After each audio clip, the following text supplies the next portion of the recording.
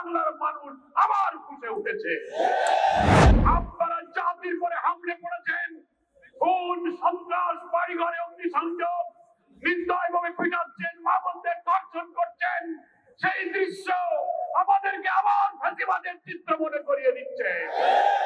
এই সরকার যারা আসবেন তাদেরকে জুলাই আন্দোলনে আহতদের, শহীদদের, ওসমান হাদির খুনিদের বিচার করতে হবে। আজকের এই প্রতিবাদ বিক্ষোভ থেকে আপনারা নিশ্চয়ই বার্তা পেয়েছেন। বাংলাদেশের মানুষ এক সাগর রক্তের বিনিময়ে জুলাই বিপ্লবের মধ্য দিয়ে যে নতুন বাংলাদেশের স্বপ্ন দেখেছিল, নির্বাচনে অনিয়ম, ম্যানিপুলেশন, নির্বাচন পরবর্তী সহিংসতা এবং নতুন করে রক্ত দিয়ে গড়া জুলাই সনদকে অস্বীকার করে নানান টকশো বুদ্ধিজীবীদের দিয়ে ন্যারেটিভ তৈরি করে সেটা অস্বীকার করার যে পায়তারা করা হচ্ছে, তার বিরুদ্ধে নতুন করে বাংলার মানুষ আবার ফুঁসে উঠেছে। আমরা পরিষ্কার বার্তা দিতে চাই, নির্বাচনে যে অনিয়ম হয়েছে, ফলাফল তৈরিতে, ফলাফল ঘোষণায় প্রিজাইডিং পোলিংরা যখন ব্যালট গণনা করেছেন, সম্প্রচার হচ্ছে একের পর এক ফলাফল, হঠাৎ সম্প্রচার বন্ধ করে কি রহস্যের জাল করে বিরোধী দলীয় অর্থাৎ 11 দলীয় ঐক্যের একের পর এক বিজয়ের বার্তাকে থামিয়ে দেওয়া হয়েছে। সেই রহস্য জাতির কাছে প্রকাশ করতে হবে। যে সমস্ত আসনে অনিয়মের অভিযোগ নির্বাচন কমিশনে দাখিল করা হয়েছে, নির্বাচন কমিশনকে আমরা বলতে চাই, কোন তালবাহানা না করে অবিলম্বে সেগুলোর সুবিচার এবং নিষ্পত্তি করতে হবে। নির্বাচন পরবর্তী সহিংসতায় দেশের মানুষ বিস্মিত। আপনারা এইভাবে ম্যানিপুলেশন করে বিজয়ী হয়েও আপনারা জাতির পরে হামলে পড়েছেন, খুন সন্ত্রাস, বাড়িঘরে অগ্নিসংযোগ, নির্দয়ভাবে পিটাচ্ছেন, মা বোনদের ধর্ষণ করছেন। সেই দৃশ্য আমাদেরকে আবার ফাঁসিবাদের চিত্র মনে করিয়ে দিচ্ছে। এ ব্যাপারে আপনাদেরকে সংযত হতে হবে।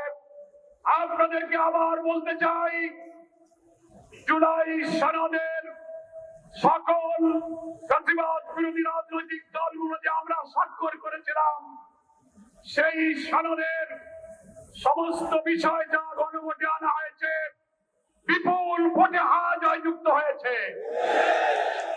দুঃখের বিষয়, বাংলাদেশের অনেক ভোট কেন্দ্রে আমরা লক্ষ্য করেছি ধানের শীষের ভোট আর গণভোটে না ভোট সমান সংখ্যক এসেছে।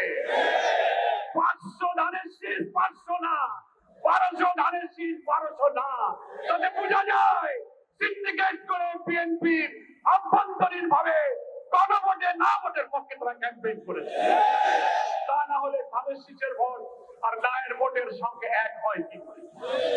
এখন নির্বাচনের পরে টকশোতে অনেক বুদ্ধিজীবী তথাকথিত পেইড সাংবাদিক নামের কিছু বুদ্ধিজীবীরা সরকারের দালালি করে প্রশ্ন তুলছেন, জুলাই সনদে যা যা স্বাক্ষরিত, যা যা ঐক্যমত, সেইগুলো সবকিছু সরকার মানতে বাধ্য নয়।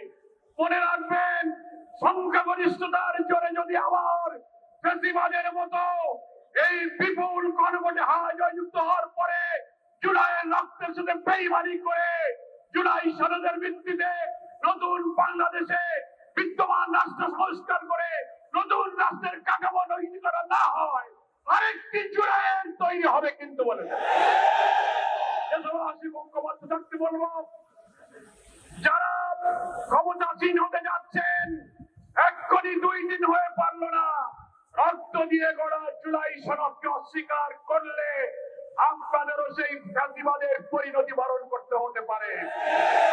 জুলাই শহীদ যারা, জুলাই হত্যাকাণ্ড, 30-40 হাজার আহত ক্ষতবিক্ষত দেহ নিয়ে যারা এখনো হাজারি করছে, যারা শাহাদাতের পেয়ালা পান করে তারা পরিবারকে স্বজন হারা করেছে, তার বিচার এখনো হয়নি। আপনাদেরকে সেই বিচার করতে হবে।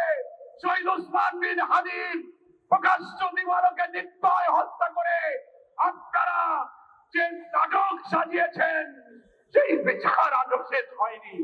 আমরা বলতে চাই, এই সরকার যারা আসবেন তাদেরকে জুলাই আন্দোলনে আহতদের, শহীদদের, ওসমান হাদির খুনিদের বিচার করতে হবে। জুলাই সনদে স্বাক্ষরিত প্রত্যেকটি বিষয়কে বিদ্যমান রাষ্ট্র কাঠামো পরিবর্তনের জন্য নতুন রাষ্ট্র গঠনের সনদ হিসেবে মেনে না নিলে চুল পরিমাণ কোন ব্যতিক্রম বাংলার মানুষ বরদাস্ত করবে না।